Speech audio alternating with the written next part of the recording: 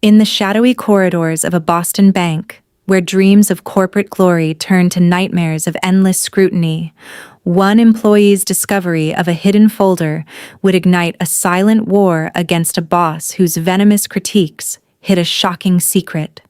Her own hypocrisy, waiting to be unveiled in a moment that could shatter the fragile hierarchy forever. 19 years ago, in the heart of Boston's financial district, I stepped into the gleaming offices of State Street Bank with a mix of excitement and ambition. The job had been pitched to me as a golden opportunity, a spot on a mini project team handling complex financial operations, the kind that caught the eye of senior vice presidents and promised rapid career growth. I could already picture myself diving into high-stakes problem-solving, collaborating with sharp minds, and making a real impact in the world of global finance. But reality hit like a cold gust off the Charles River. From day one, it was clear I'd been baited and switched. My boss, Paula, was the architect of this deception. She ruled our small team with an iron fist wrapped in false charm, her office a fortress of stacked files and flickering computer screens. Paula was in her mid-40s, with sharp features that could twist from a polite smile to a scowl in seconds. Her voice, often laced with condescension, echoed through the cubicles like a warning siren. The team wasn't tackling groundbreaking issues. It was more like a forgotten outpost, where we were kept in the dark and fed nothing but scraps of misleading information. Mushroom farming, I started calling it in my head. Dark, damp, and full of bullshit. My primary duty boiled down to something far less glamorous, compiling reports and gathering data from other departments. People across the bank eyed me warily when I approached, as if associating with our team was a career curse. They weren't wrong. Paula's reputation preceded her. She had a knack for turning every interaction into a battlefield, nitpicking details that had nothing to do with the substance of the work. It didn't take long for me to realize I needed an escape plan. Weeks turned into a monotonous grind, and my resume was already circulating quietly among contacts. One of the key reports under my watch was a weekly update on certain oil warrants originating from Nigeria. For those unfamiliar, a warrant is essentially a contract allowing the holder to purchase a commodity, like oil, at a predetermined price, no matter how the market fluctuates. In this case, the option was locked at $30 per barrel, a steal when global prices had skyrocketed to $90. The catch? We had no clue if the holder was even aware of this goldmine clause. If they exercised it, the bank could face a colossal liability, a financial black hole that could swallow millions. So, monitoring was critical, tracking market trends, holder activities, and any whispers of movement. The numbers had to be spot on. One miscalculation, and heads would roll. But Paula? She couldn't care less about the accuracy of those figures. Week after week, I'd slave over the data, double-checking sources, ensuring every projection was airtight. I'd submit the report, heart pounding as I knocked on her door, only for her to summon me into her lair for a ritual dismantling. "This format is amateurish," she'd sneer, her pen slashing across the pages like a weapon. "The verbiage here, clumsy. Unprofessional. Do you even understand basic business communication?" It was never about the content, always the superficial. A misplaced comma, a synonym she deemed inadequate, the alignment of headers that offended her aesthetic sensibilities. I'd leave her office feeling gutted, my confidence eroded, wondering if I was truly as incompetent as she made me out to be. The tension built slowly, a simmering resentment that kept me up at night. I'd replay her tirades in my mind, fists clenched under the desk as she ranted. Why was she like this? Was it power? Insecurity? I started noticing patterns. Her criticisms were inconsistent, almost arbitrary, as if she thrived on keeping me off balance. The office felt smaller each day, the fluorescent lights harsher, the air thicker with unspoken dread. Colleagues avoided eye contact, whispering warnings about Paula's moods. I began documenting everything, saving emails and drafts, building a quiet arsenal against the day I'd had enough. Then, one fateful afternoon, while sifting through the labyrinth of network files in search of historical data, I stumbled upon something unexpected. Buried in an archived folder was a collection of old reports from a similar project, dated a few years back, before Paula had been promoted to manage a team. As I opened them, my pulse quickened. The structure, the phrasing, the cover letters. It was all so familiar, yet strikingly similar to what I'd been submitting. No, not similar. Identical in style to what she'd been tearing apart. These were Paula's own handiwork, her reports from when she was in my shoes. A thrill of dark excitement coursed through me. This was it. A weapon, hidden in plain sight. My mind raced with possibilities. Should I confront her directly? No, that would be too rash. Better to let her hang herself with her own rope. I spent the next few hours meticulously adapting her templates, copying the format down to the font size, mirroring her exact verbiage in the cover letter, swapping in only the current numbers and Nigerian oil specifics. It was poetic justice in document form. As I printed it out, my hands trembled slightly, not from fear, but anticipation. What would her face look like when the truth hit? I straightened my tie, took a deep breath, and headed to her office. The hallways seemed longer than usual, each step echoing my building resolve. Knock, knock. Come in, she barked. I entered, report in hand, forcing a neutral expression. Inside, my thoughts churned. This is the moment. Let's see how you critique yourself, Paula. Paula sat behind her wide oak desk, the late afternoon sun slanting through half-closed blinds and casting harsh stripes across her face. She didn't look up immediately, just flicked her eyes toward the report in my hand with that familiar flicker of impatience. Set it down, she said curtly, already reaching for her red pen like a surgeon preparing to dissect. I placed the printed pages carefully in front of her, cover letter on top, exactly as she always demanded. My heart hammered against my ribs, but my face stayed calm, almost bored. Inside, every nerve was electric. This wasn't just another submission. This was the trap snapping shut. She snatched the first page, scanned it quickly, then slowed. Her eyebrows knitted. She flipped to the second page, then the third. The silence stretched.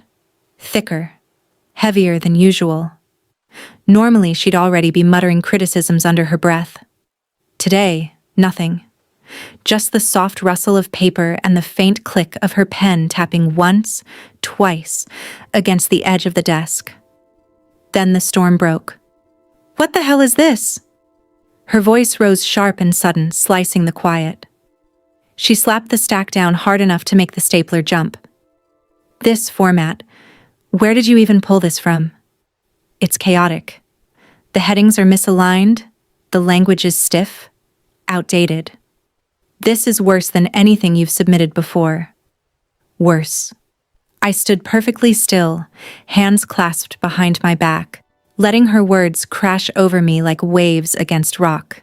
She was in full flow now, pacing behind her desk, gesturing wildly at the pages. The cover letter reads like it was written by someone who learned English from a 1990s textbook. No flow, no polish. Did you even proofread this? Or did you just throw numbers at a template and call it done? She leaned forward, eyes blazing. Explain yourself. What were you thinking when you turned in garbage like this? I waited one long, deliberate beat, long enough for the question to hang in the air, long enough for her own words to echo back at her. Then, very quietly, I said, I was thinking I should use something you clearly approve of. She froze mid-sentence, mouth still open. I reached slowly into the folder I'd carried under my arm and pulled out 2 older printouts, her own reports from 3 years earlier. I laid them side by side with the one she'd just demolished. The formatting was identical. Same bullet styles, same section breaks, same font quirks she'd once insisted were professional. The cover letters used the exact same opening paragraph structure, the same transitional phrases, pursuant to our ongoing monitoring obligations. Even the same slightly awkward closing salutation she'd favored back then. I pointed to one line in particular. See here, the attached summary reflects current market conditions and associated exposures. That's verbatim from your 2004 Q3 warrant summary. I thought, since my attempts kept falling short of your standards, maybe the problem was me. So I modeled everything after the best example I could find. Yours. The color drained from her face in stages. First the cheeks, then the lips, then the tight line of her jaw. Her eyes darted between the pages, searching for some difference, some escape. There was none. For several long seconds she said nothing. The office felt suddenly smaller, the air thinner. Outside, distant phones rang and keyboards clacked, but in here it was just the sound of her breathing. Short, uneven. Finally she straightened, forcing composure back into her posture like armor snapping into place. Well, she said, voice brittle, we don't have time to redo it now. The distribution list is waiting. Just send it as is. I tilted my head slightly. You're sure? A minute ago you said it was unreadable, practically garbage. Her gaze snapped to mine, sharp, warning. I said send it. That's an order. I nodded once, slow and deliberate. Understood. I gathered the pages, turned, and walked out. The door clicked shut behind me with a soft finality. Back at my desk, adrenaline still buzzing under my skin, I opened the email draft I'd prepared earlier. Attached, the report. Subject line, Weekly Nigeria Oil Warrant Update. As reviewed and approved. I hit send. Then I opened my personal drive, off the network, on a USB stick I kept hidden in my drawer. There, safely copied days earlier, sat every single one of Paula's archived reports I'd found. I'd anticipated this moment. I knew she'd try to erase the evidence. Sure enough, the next morning the folder was gone. Moved. Deleted. Whatever corporate euphemism IT would use if anyone ever asked. But it didn't matter. The originals were mine now. Insurance. That single confrontation changed everything. From then on, whenever a report deadline loomed, I didn't sweat the formatting anymore. I didn't agonize over word choice. I simply opened one of her old templates, updated the numbers, refreshed the dates, and submitted. Each time, the same dance repeated. She'd call me in. She'd tear it apart. Louder, angrier, more theatrical. I'd stand there, silent, waiting. And when she finally demanded to know what I was thinking, I'd answer the same calm way. I used your previous work, the one from insert date. I can show you the file again if you'd like. The first few times, her face would flush crimson, then pale. She'd stammer something about context or evolving standards, sign off grudgingly, and send me away. But each repetition chipped away at her armor. She started reviewing my submissions faster. Fewer red marks, shorter rants. One week she barely spoke, just flipped through the pages, signed, and waved me out. I never gloated aloud, never smirked. I simply kept doing my job, kept documenting every interaction, kept the USB stick updated. It became our unspoken ritual. She attacked. I mirrored her back at her, and she crumbled a little more each time. The cat-and-mouse game stretched across months. Colleagues began to notice the shift. How Paula's temper flared less often in my direction, how she avoided eye contact when passing my cubicle. Whispers circulated. Someone even asked me once, half joking, if I'd found her kryptonite. I just smiled and changed the subject.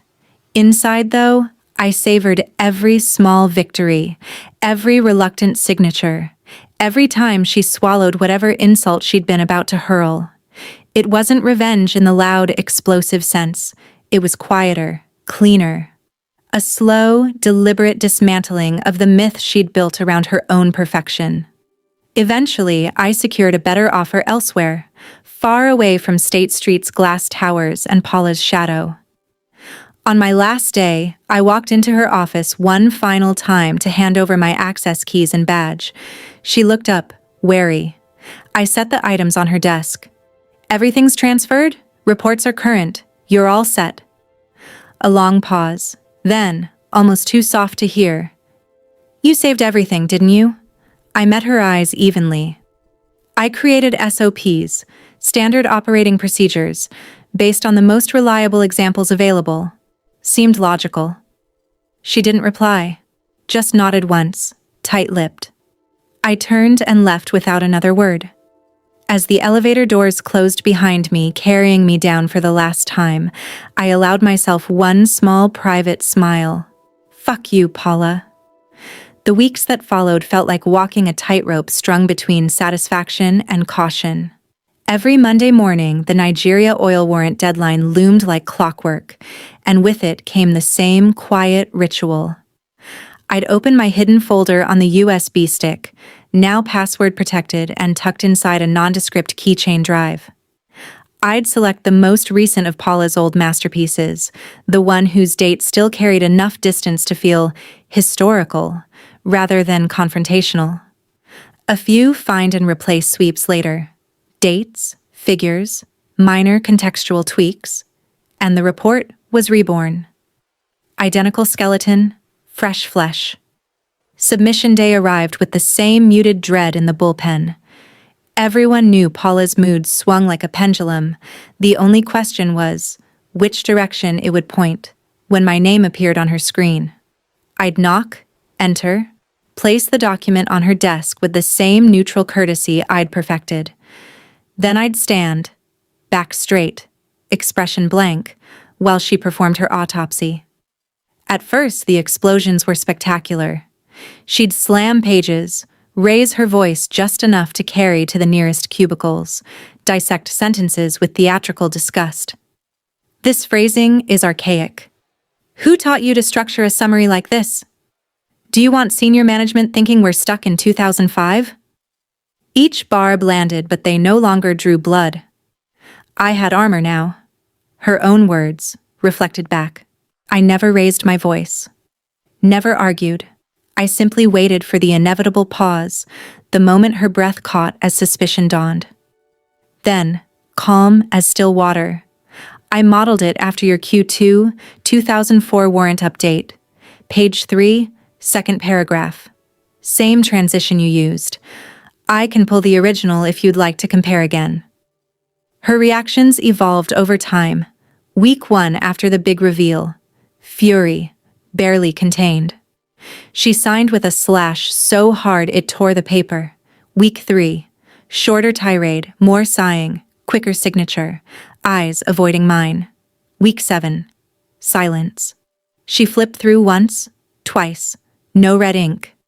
Just a curt, "Fine, send it." Her pen hovered a second longer than necessary before scratching her initials.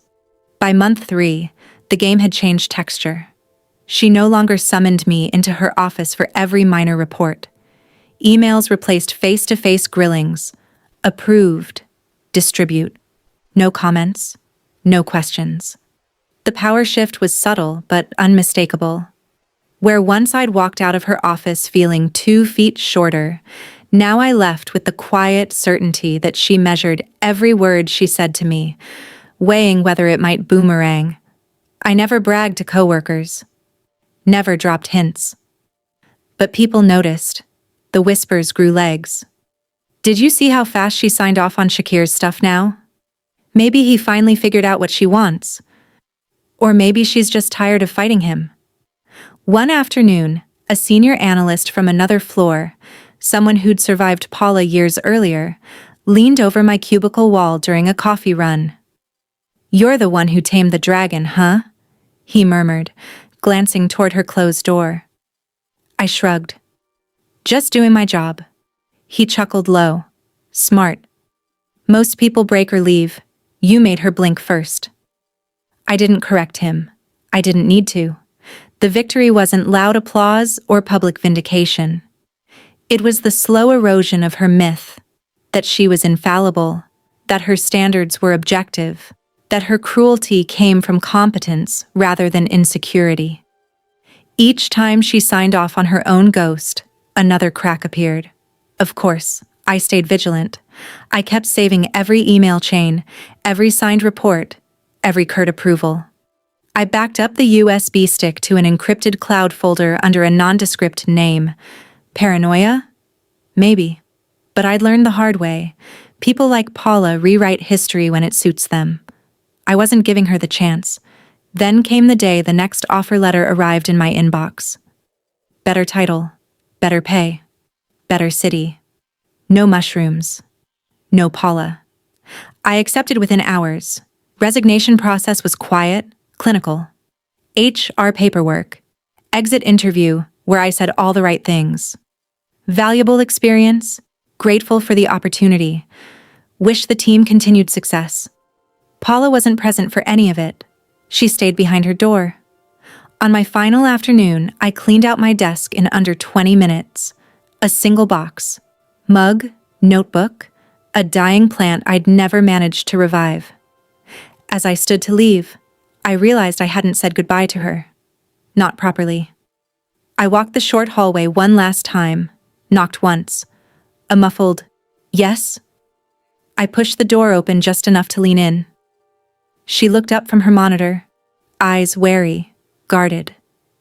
I set my access card and building badge on the very edge of her desk. Everything's handed over. Knowledge transfer complete.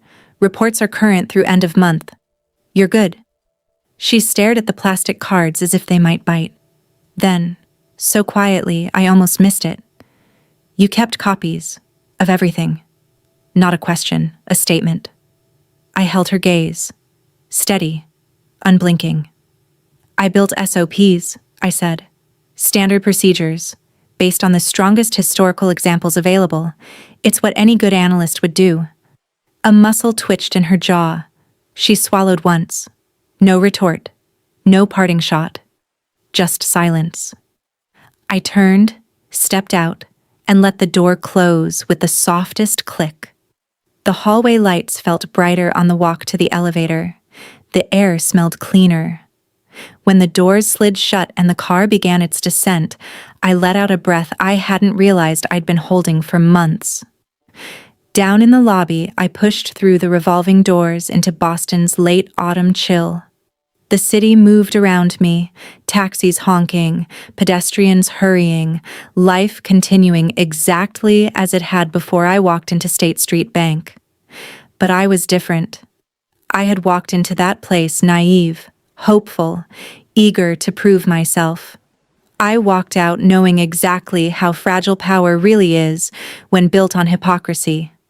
And somewhere upstairs, in an office that suddenly felt a little too large, Paula would open the next week's warrant update. She'd see the familiar formatting, the familiar phrasing, the ghost of her own handiwork staring back at her. She'd sign it, because she had no choice. Fuck you, Paula.